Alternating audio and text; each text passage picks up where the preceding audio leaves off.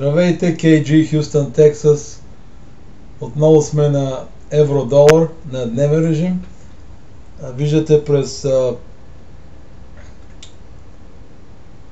последните два дни цената се движи между 1,39 и 1,41 диапазона. Цената прави все по-нови и нови височини. Обаче не може да се каже същото и за клоузинга или затварянето на цената в деня. Цената затваря високо през вторник. Днес цената затвори по-ниско, но направи по-голяма височина от вторник, а също и от понеделник.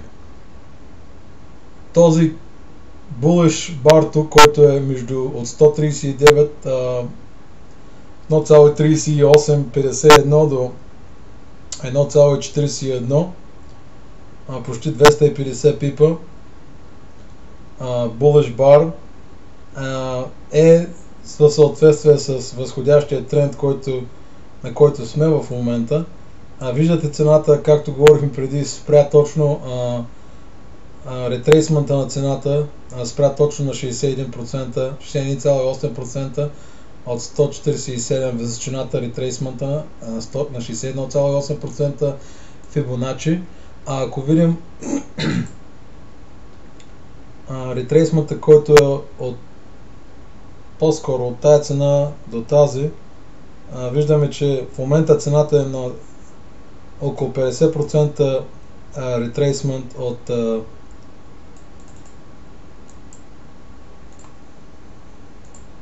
тази височина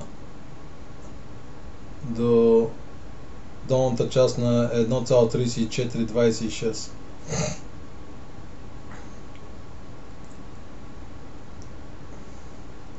%, също съвпада и с основно ниво, което е 1,39. Както виждаме, това е причината, една от причините цената да спре днес, където спря. Защото имаме точно 50% ретрейсмент от този връх до този връх тук.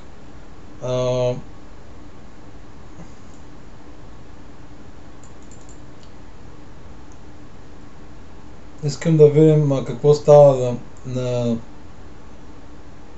4 часа, тъй като в момента бара, който завърши за днешния ден, е неутрален бар. Единственото нещо, което може да се каже за него е, че цената затвори под 1,4. Цената затвори на 1,3984. Ако погледнем на 4 часа, виждаме доста красив пин-бар от 4 часа, от 1,39.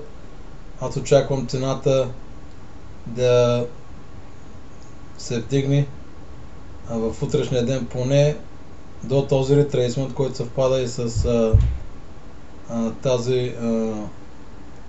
този трендлайн, който е дневен трендлайн, но е валиден на 4 часа, тъй че може да се вземе трейд от 1,4 до 1,457 при всички положения.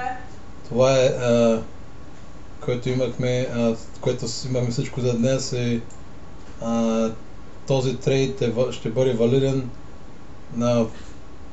в утрешния ден. Аз предполагам, че цената ще се върне няколко пъти между тези две нива, но ако някой все още може да вземе този трейд, който ще бъде продължение на последните 4 часа, този трейд е валиден.